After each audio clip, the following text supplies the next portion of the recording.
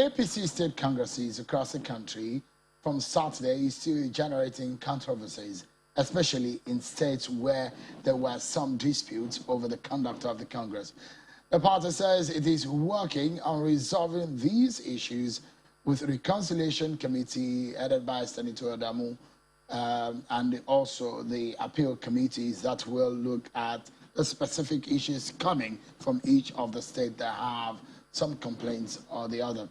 So tonight, we're discussing on how the APC, the ruling party in Nigeria, can achieve peace in its search for one, and how it can also reconcile members that are not happy. I have joining me tonight, the APC chieftain, Mr. Sonny Moni Dafem. He's the Jagaban of Jimeta. I guess the reason why you dress like this. Yeah.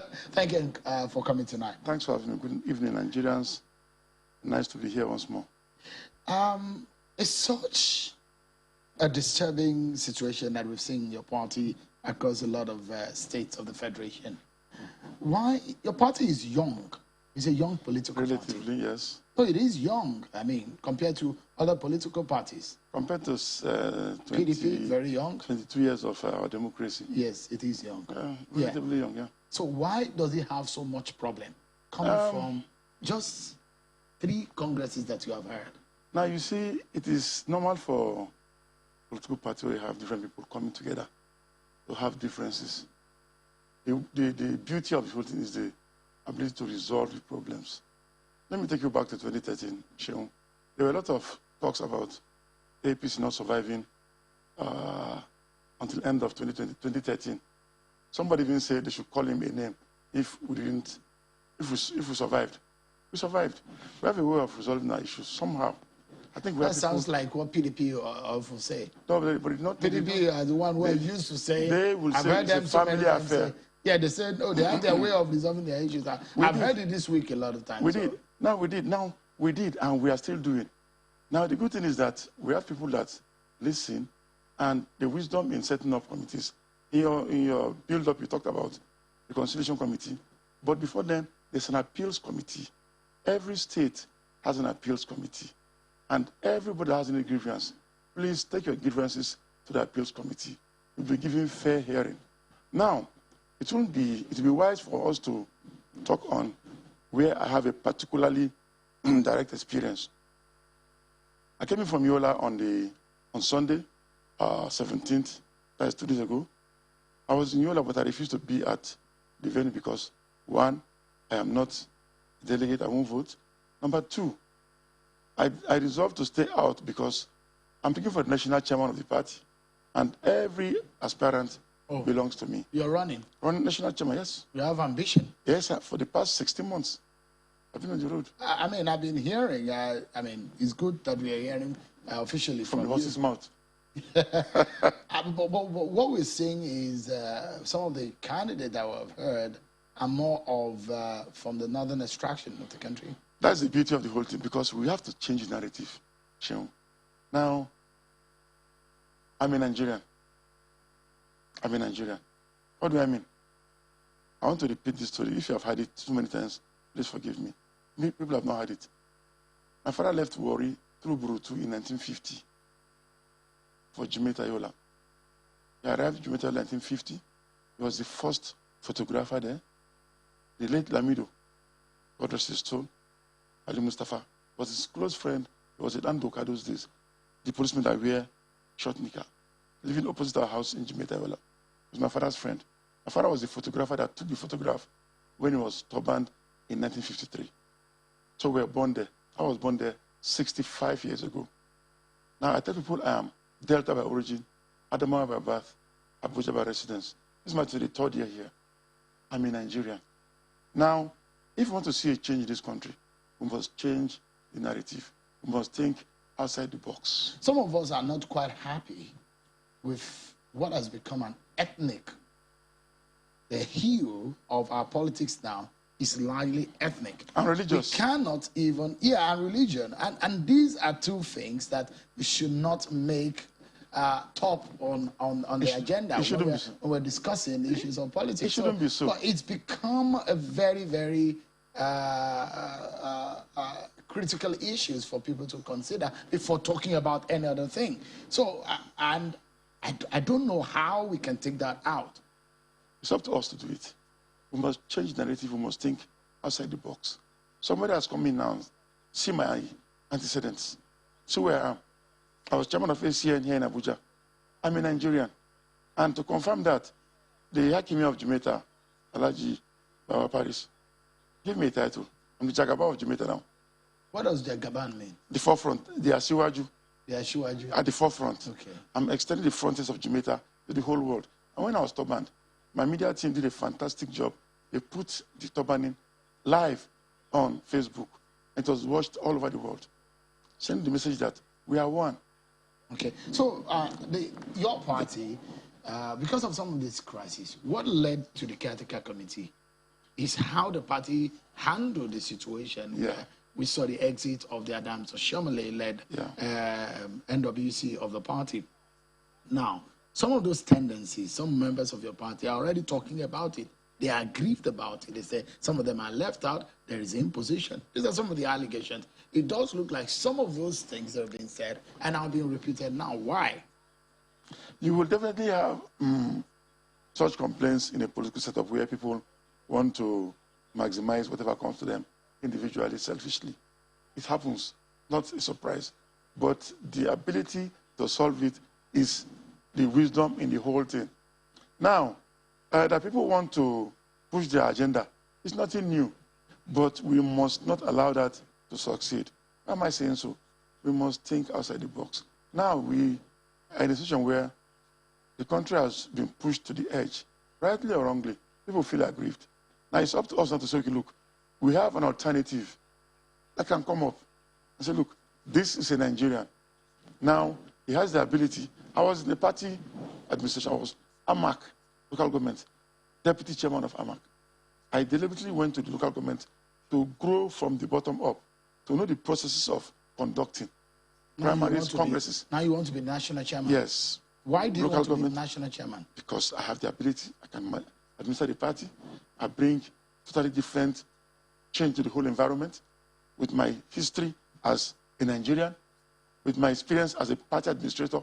I've not made the mistake of sending a team, for instance, to a state to conduct congresses, and you tell them, this is my candidate, this is my choice, work for him. They have lost out from the beginning. I'm looking at the history of your party. The first chairman, the interim chairman, Chibisi Akande, it was a former governor of Osun State. Yeah. Followed by Oyegun. John Oyegun, a former governor. Followed by Adams Oshomole, a former governor. You have not been a governor. I mean, the history and the trend has been there. Now you have the caretaker committee chair sitting right now. He's a sitting governor of Yobe State. Who is the caretaker chairman? So there is a trend in your party of former governors becoming the national chairman of the party. So the question begs, do you have that profile to become the national chairman of the party? I have the profile, but I'm not a former or current senator or former governor. I've been a party man. I know how to administer a party. I'm doing my PhD right now in view, in policy analysis. I have my master's in public admin, University of Lagos. I know how to manage human beings. That's the most important thing. The ability to manage, to listen to people's complaints, and to always do the right thing, and to be firm in what you're doing, and to know what it takes. For example, I never made the mistake of saying that my ward chairman is not important. All politics is local. Your ward chairman is your boss. You don't have to like him. You don't have to like him. As a politician, even when you are at the national level? You don't have to like him, because without your ward chairman, you are gone. You register for a political party at the ward. So that kind of music will not come from me. Now, so the people matter a lot. Yeah. Now, let me say this before somebody copies it somewhere, and I'm not fighting anybody. I tell people when I go out to consult that my desire to be a party chairman, I'm not committing an offense against anybody, and nobody will commit an offense if he supports me. I'm not fighting anybody. But the truth is that we need to have a situation where we have the party belonging to the people. For example, the records show that we have about 42 million registered members of the APC. If each member is convinced to pay 100 naira every month as party dues. That is 4.2 billion naira, I believe. Multiply that by 12. That's close to 50 billion naira coming to the state each year. So you want to bring reforms to the party? Definitely. But that was one thing that Adams Oshomole said he wanted to Well, bring. It's Adams Amsoni Onidafe. And the question is that systems always fight reforms. I have one thing that I tell people. Or no, not systems. People fight the system. They want to. They fight reform. They don't want to see changes. Yes. But with time, you convince them that this is who you are. You're honest. You show them what you would desire, and it means well. Everybody, they'll tag along. Definitely, not everybody will tag along. But you have to be persistent and negotiate. Talk to people. Be accessible. Who are you talking to? The people. Everybody. Who is bankrolling you? It's that question. Who is bankrolling you? Or where are you getting your support from? God. And I mean it very seriously. The money is dropping from heaven? I tell people that I don't have the money to give them. For example, I visit states. And I tell them, look, after bringing myself and accommodating myself on my team, when I'm done, take 100,000, 200,000. They accept it. I don't hide it. I tell them. The same journey I made, somebody will spend millions of naira. I've been open from the beginning. I want to belong to you. They call it, I'm an orphan child. Adopt me. And let's change this country. Let's change the, let's think outside the box. You are Moni Dafe. Moni Dafe, actually. Yeah, that is a Delta name. Yeah. Yeah. Have you gotten support? I mean, the highest office holder in your state in the APC is a Deputy Senate President. Yeah. And you have ministers. No, not from my state. It's from Yobe. No, the Deputy Senate President. Yes. Deputy Senate President. It's from Federal State Delta. I'm from Adamawa. Oh, so you are running as an Adamawa? Yes, from Adamawa. Oh, yes, from Northeast. Oh, okay. So, yes. So the name doesn't. Okay, so from Adamawa now. I've met Oviamor again. We've spoken so many things. He knows me. That's from when I was. Some might be confused about your origin and your. So, I mean, one would almost say that maybe you're running as a Deltan, no. But now you're running as an Adamawan man. For the records, Sonny Sylvester Monidafe is Agabo of Jimeta, a prince of the Agbaro kingdom. My grandfather was the 11th king of Agbaro, Chief Monidafe in Delta. But my father left. In the APC, yes, you are registered from which state? Adamawa State. Adamawa State. Yes. So if you're running for the chairman of the APC, you're running from Adamawa State. Yes. So who have you spoken to in Adamawa? Everybody. All of them. The minister, the Senator Binani, Senator Ishaku Abu, Senator Halilu Gire, Bindo Jibrila, all of them. And we're on the same page. They are supporting you? Yes, but you know politicians. We have spoken, they're supporting me. But let me be very brutal with you and frank. In politics, you have a meeting with somebody, with a group. Until 5 a.m., you go to sleep. By 6 a.m., you wake up, things have changed. But I have reached out to everybody. Everybody.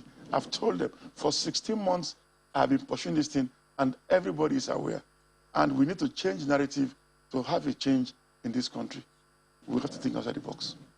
So what is one thing that you want to change, or what you want to do differently? I want to, from the party angle, I want the party members to be rewarded.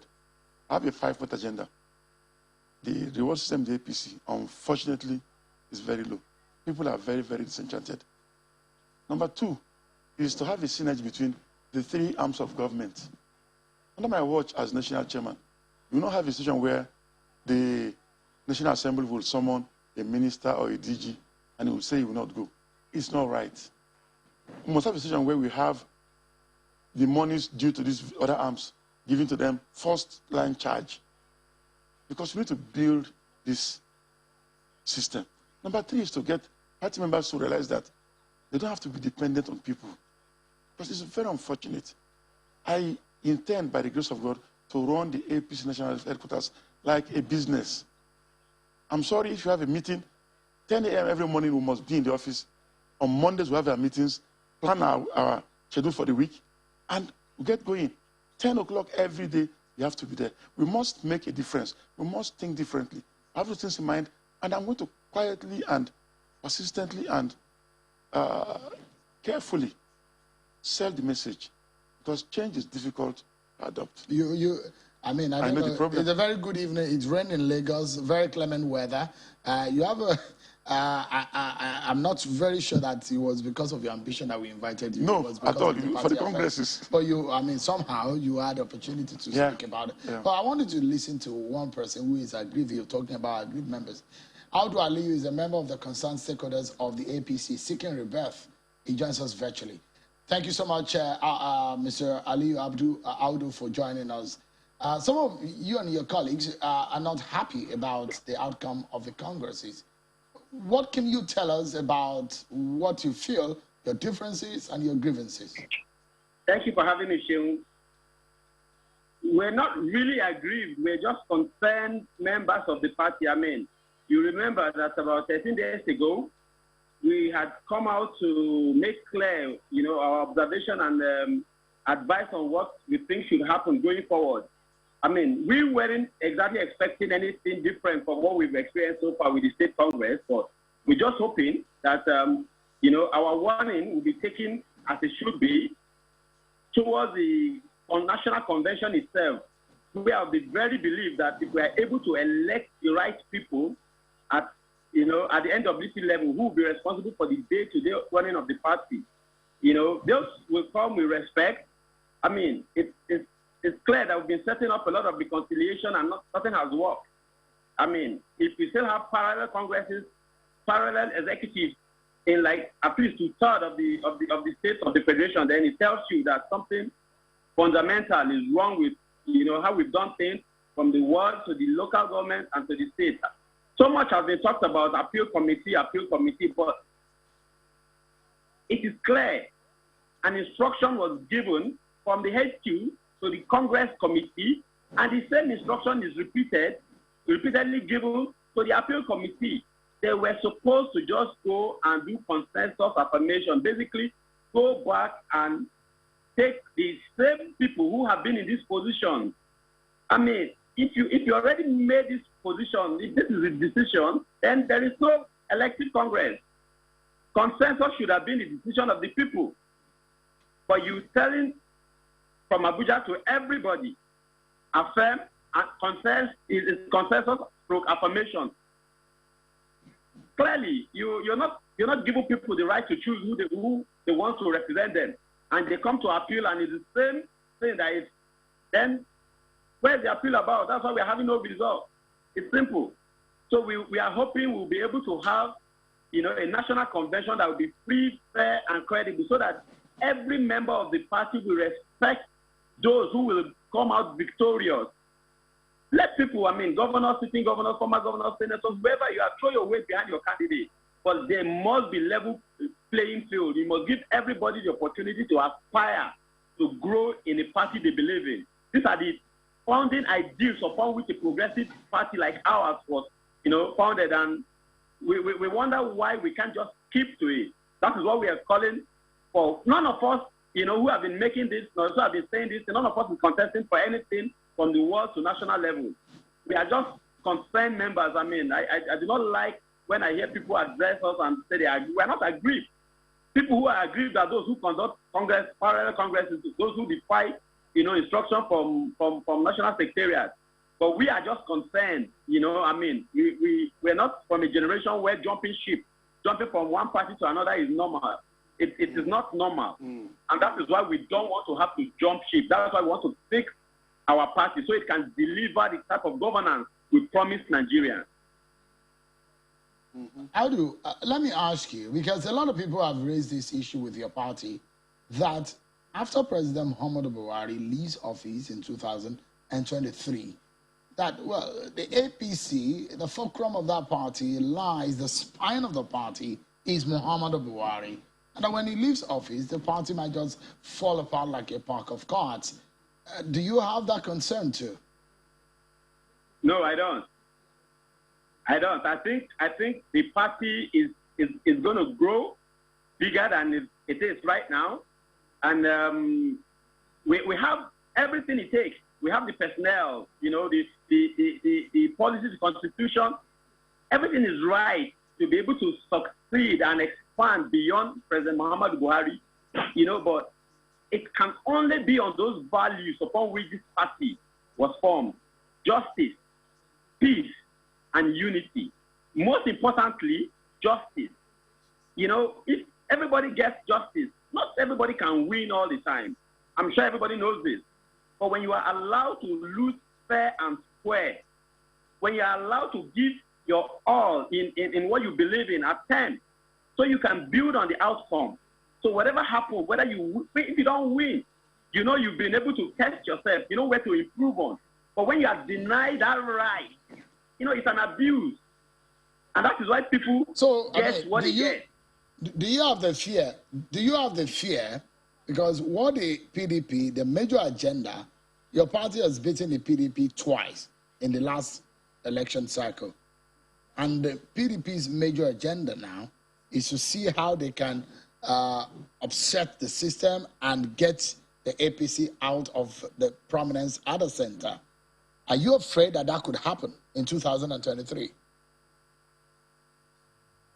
Nah, like I've said time and time again, 2023 election is APC to lose. It's ours to lose. You know, we've done, President Muhammad Buhari has done so well. You know, we've been able to turn the country around. I mean, the process of making that U-turn, you know, you're traveling in the wrong direction and you need to make a U-turn. That process would come with some level of discomfort, I agree, and that's what we are experiencing in the country. But when the U-turn is complete and we are back on track, and we are traveling at the speed we should, you know, we will come to appreciate this moment. We will come to appreciate the election victory the APC enjoyed in 2015. And with this, even with the 6 years, and so little that the party in government has been able to earn, we've done way more than the PDP did in 16 years, with so much and nothing to show for.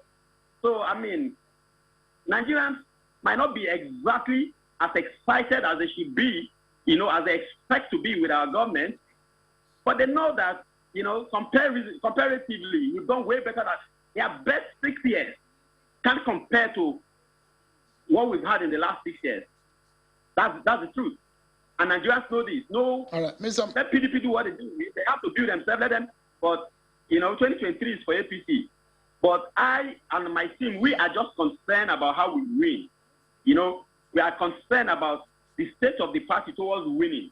We are concerned about turning this party into just election-winning machine. No, we want it to be a political institution that people can aspire to be part of. People whose, you know, mindset align with the objective, with the ideology of the party. We attract them, so we stop, you know, bringing in just everybody and anybody in the name of winning election.